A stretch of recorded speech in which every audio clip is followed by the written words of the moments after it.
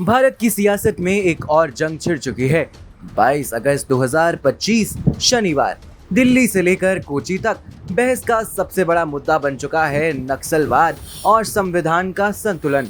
गृह मंत्री अमित शाह का सीधा आरोप है, विपक्षी इंडिया गठबंधन ने जिस शख्स को उपराष्ट्रपति पद का उम्मीदवार बनाया है वह न सिर्फ विवादास्पद है बल्कि देश में नक्सलवाद को परोक्ष रूप से ताकत देने के लिए भी जिम्मेदार है। ये शख्स हैं जस्टिस बी सुदर्शन रेड्डी, जो साल 2011 में सालवा जुडूस केस में सुप्रीम कोर्ट की बेंच का हिस्सा थे। छत्तीसगढ़ साल 2005 राज्य नक्सल हिंसा से कराह रहा था।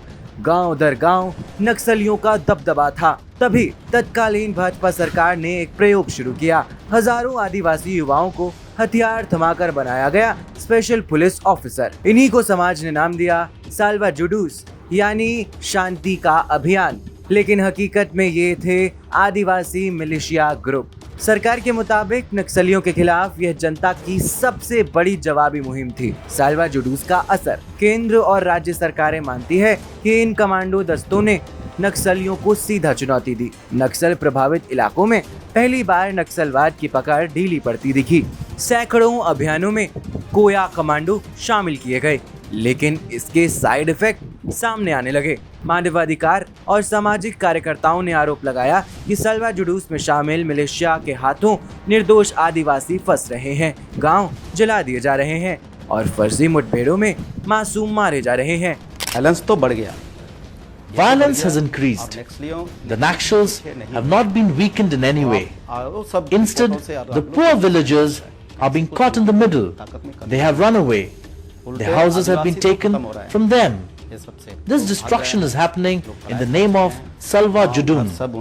यही विवाद पहुंचा भारत के सर्वोच्च न्यायालय तक। तारीख थी 5 जुलाई 2011।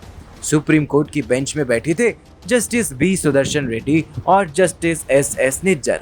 फैसला आया, लोकतांत्रिक ढांचे में सरकार अपने ही नागरिकों को इस तरह हथियार बंद नहीं कर सकती।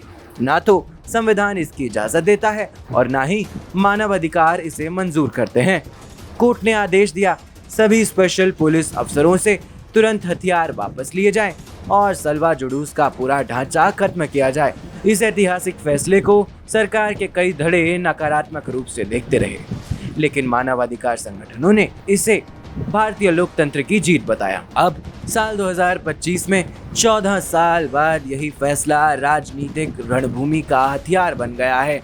कोच्चि में 22 अगस्त को आयोजित बड़ा न्यूज कॉन्क्लेव मंच से बोले गृह मंत्री अमित शाह, अगर सुप्रीम कोर्ट का निर्णय न आया होता तो साल 2020 तक देश नक्सलवाद की समस्या से पूरी तरह मुक्त हो चुका होता। शाह का आरोप है, जस्टिस रेड्डी की सोच वामपंथी विचारों से प्रभावित रही और उसी सोच ने नक्सल आंदोलन को परोक्ष समर्थन दिया।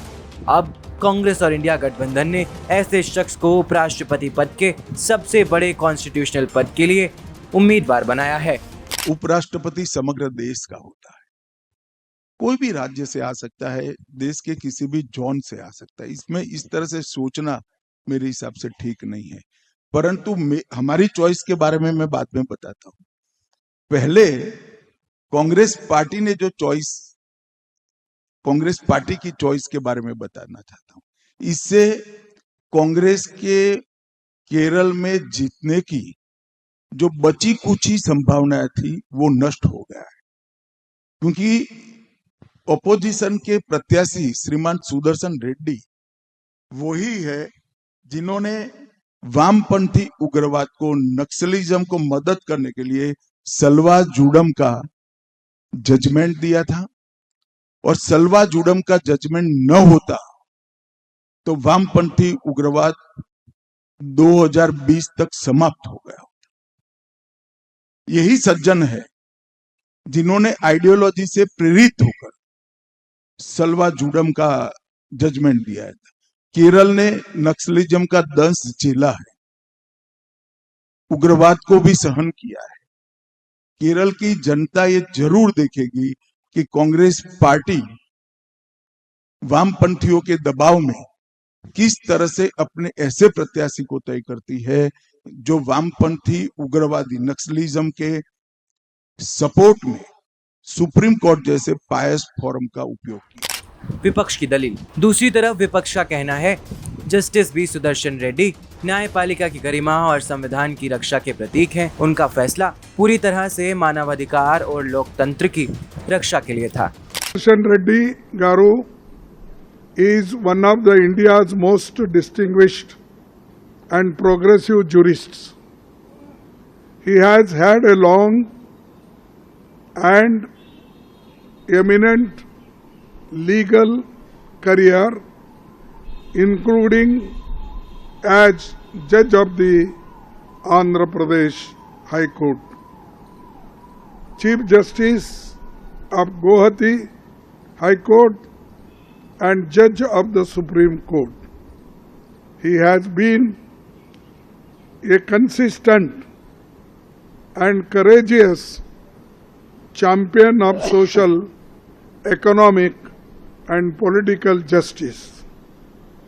He is a poor man, and many judgments, if you read, you will know that how he favored the poor people and also protected the constitution and fundamental rights. विपक्ष सवाल उठा रहा है कि अपनी संवैधानिक जिम्मेदारी निभाना नक्सली समर्थन माना जाएगा। दो धाराएं, दो नजरिए।